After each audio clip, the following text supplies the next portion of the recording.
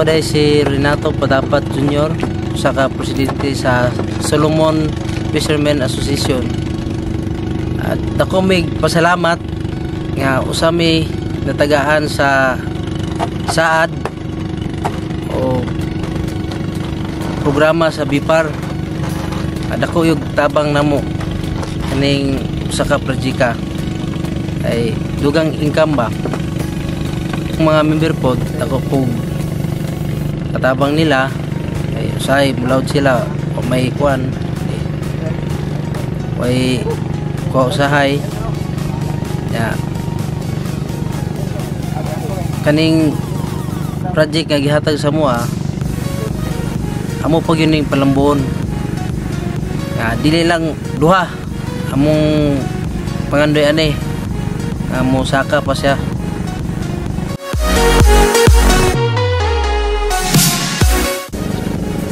Sabon ako may pasalamat nga kami gyud nabuligan aning saad program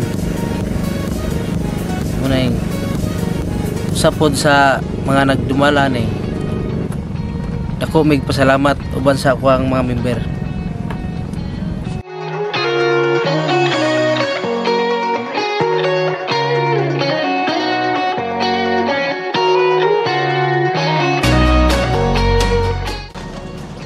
Mayong buntag natong tanan. Ako di ay si Mr. Dario M. Pedong, usa ka presidente sa Hinablan Farmers and Fisherfolk Association. Una sa tanan, ako yun pasalamatan ang BIFAR Saad Phase 2 project sa ilang mga proyekto nga gihatag sa AMUA. Kay sang una, sang wala pa ang kaninga proyekto sang BIFAR Saad Phase 2, ang among association, grabe yun kaayo ang kapobrihon o ang pangapa kung paano namo mapalambo ang amo nga kapunungan.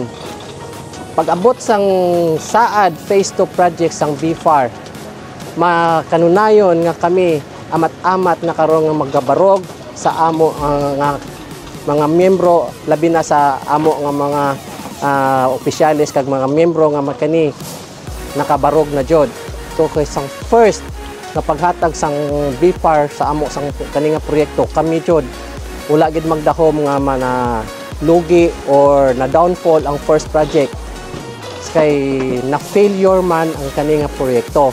Pero sa pagpaningkamot namo sa among asosasyon, amo kini napabangon pinaagi sa pagpaningkamot namo na kung wala kini nga proyekto dili gid magmalampuson ang amo nga kapunungan. Daghang salamat kayo BIFAR 7 Saad Phase 2. Daghang salamat sa BIFAR Saad Phase 2. Mabuhay kamong tanan.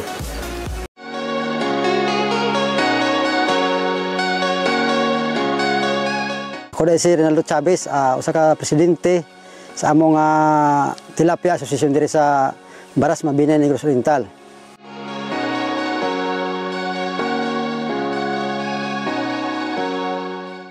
Pero ako ang natabag sa pag-abot sa saad kay nana may mga feeds may gipanghatag sa gikan sa BIFAR Saad Phase 2. Then sa una ako kapalit jud kog mga feeds dito sa Kabankalan, Pasipika sa Mabinay ana.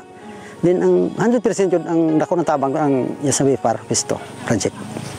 Pag-abot sa BIFAR Saad Phase 2 ang halos ato ako membro jud pa lang. Pag-abot ato pag sa create na mangita na membro, daghan na apel din na challenge mi ato pod kay abot ang El Nino. Sakto. Din karon nagsulti gid ko nga katong na failure namo last year. Times 7 namo karon ang amo nga produkto sa tilapia. Kay ngano maulaw mi sa gobyerno nga gahatag og project labi na gisabi para sa Phase 2 nga sige ra mi ka failure. Muna ako nga membro ako ginagina kada na mo meeting dili kay usa duha ka tulo kadaghan ko magsulting ati mano nato ang ato ang project nga gihatag sa BIFAR.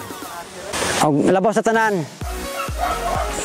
ako dai pud na pasalamatan pud ang ngitasan ngano siya ay gahatag og guide nato og ikaduha ang sa BIFAR Saad Phase 2 na pinalangga namo diri nga asosasyon sa salot gyud mi.